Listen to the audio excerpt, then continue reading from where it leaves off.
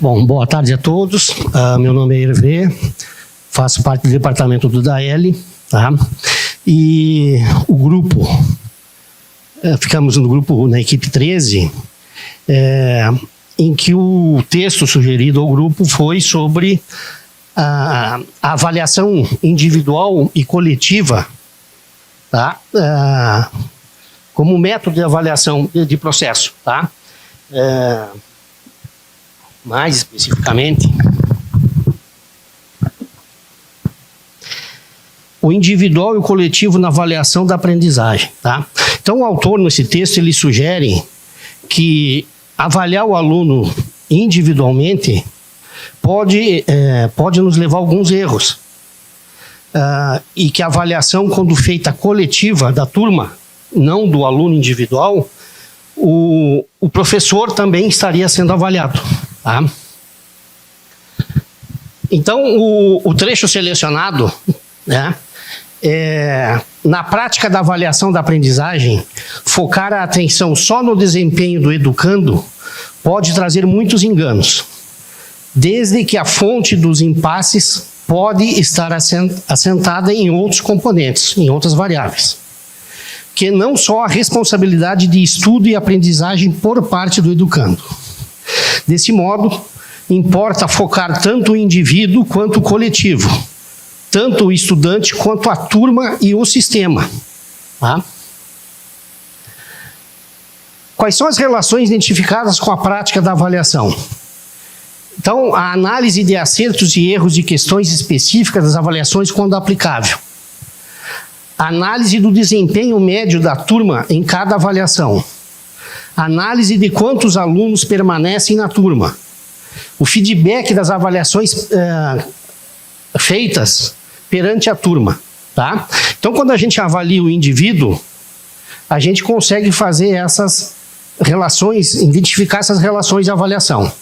A partir das análises e do feedback, adotar ações adequadas para mitigar deficiências. E mais finalmente, lá no texto do autor, ele sugere, ele faz uma sugestão mais adiante, de que a avaliação coletiva poderia ser feita a nível de se traçar uma curva do conhecimento retido pelo aluno. Então, a gente mensuraria quantas questões a turma, os alunos acertaram. Por exemplo, uma prova de 20 questões. O autor faz sugestões assim: quantos alunos acertaram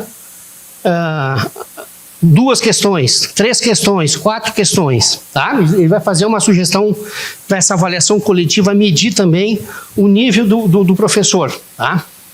Um outro tema que nos chamou a atenção aqui, relações identificadas, um outro trecho que nos chamou a atenção foi: para o diagnóstico individual, basta a contagem de pontos positivos e negativos, ou seja, quantas questões o aluno acertou, quantas questões o aluno errou. E sua subsequente qualificação, né? O aluno acertou 5, atingiu uma nota X lá. Em conformidade com a definição da avaliação como investigação da qualidade dos resultados, no caso da aprendizagem de cada educando, para o diagnóstico coletivo, importa que minimamente se faça uma curva do aproveitamento da turma. Então, a gente avaliar um aluno individualmente é muito pouco, e quando a gente avalia a turma, a gente consegue ter uma noção do conteúdo que foi exposto e da atitude como nós, professores, né?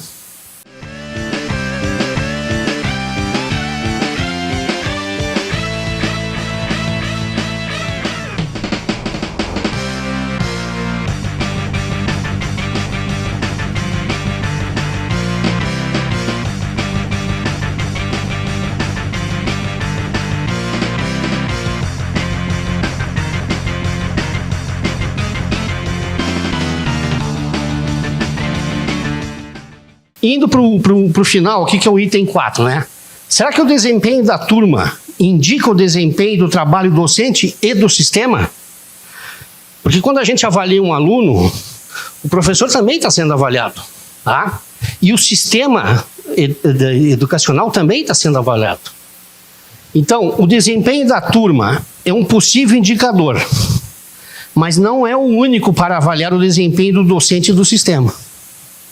Outras questões a serem consideradas são a definição do que é o sistema, o que podemos mudar.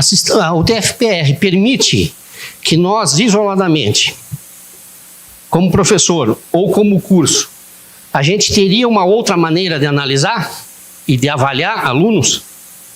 Então, o sistema, às vezes, ele torna rígido essa possibilidade, outras possibilidades, né? E o que não podemos? O ensino fundamental e o médio, cultural, político, socioeconômico, tem coisas que também, tem situações que os alunos chegam e que independem, eles já vêm com uma formação anterior. Um bom desempenho da turma, em termos de nota, também não é a garantia de aprendizagem. Então é aquela situação, né? Às vezes eu tenho uma turma com grande índice de aprovação, mas isso não quer dizer, não é garantia para nós professores que houve aprendizagem, tá? Então, nesse sentido, o autor faz, no final, uma sugestão para que se meça não só o indivíduo, o aluno, mas a situação do professor naquela disciplina, ele fazendo um levantamento daquela turma, qual foi o índice de acerto, quais são as questões que foram mais acertadas, né, e quais foram as questões que os alunos mais erraram. Para terminar aqui, eu por experiência, assim, já adoto nas minhas disciplinas, eu desenvolvi uma planilha que quando eu listo os alunos, e no campo frequência eu faço na minha planilha, tá? E lanço no sistema, logicamente. E então eu tenho um indicativo na minha planilha de que qual foi a frequência daquele aluno na disciplina. E quando eu aplico a avaliação, que são em formas de trabalho e são em formas de prova, eu vejo a média final por bimestre. Eu tenho um quantitativo de quantos alunos daquela turma atingiram a média, tá? E isso me dá um percentual. O que eu observo? Que quando eu faço essa leitura, o processo já andou, né? Já andaram 2 meses de aula, então eu só detecto o problema. Olha, eu estou com tantos por cento de aprovados, tanto por cento de reprovados ali no primeiro bimestre. O que esse cálculo inicial ele me mostra, esse percentual que eu analiso ali? Que eu ainda tenho um tempo para os meus alunos para segundo semestre, para segunda bimestre, eu ainda tenho um tempo de tentar modificar, mexer na minha metodologia. Isso é o que eu consigo detectar. Mas quando eu chego lá no final do bimestre e eu vejo de novo, olha, eu estou com tantos por cento de alunos aprovados, acima da média, tantos por cento abaixo, também eu observo que já se passaram mais 2 meses e eu não pude mexer, eu fiquei e só consegui detectar. Então, de semestre a semestre, eu venho adquirindo experiências na minha disciplina, eu vou acumulando, observando, e vou vendo em que pontos os alunos estão tendo dificuldades, em que questões de conhecimento eles demonstraram conhecimento, dificuldade, e aí no próximo semestre, com a próxima turma, eu consigo tentar minimizar, abordar aquele conteúdo diferente. Para mim me serve.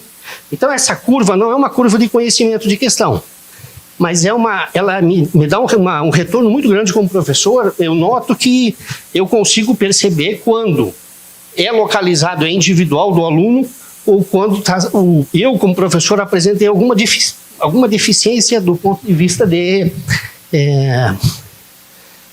didática, como professor, falei como professor. Esse é um exemplo assim, que eu trago, que eu uso em todos os semestres na minha disciplina. Tá? No mais, eu acho que era isso aí, eu agradecer o convite aí e a possibilidade de estar aqui. Obrigado.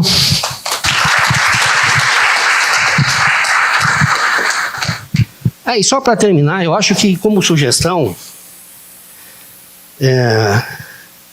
a gente chega um tempo de docência que a gente adquire uma experiência, e essa experiência nos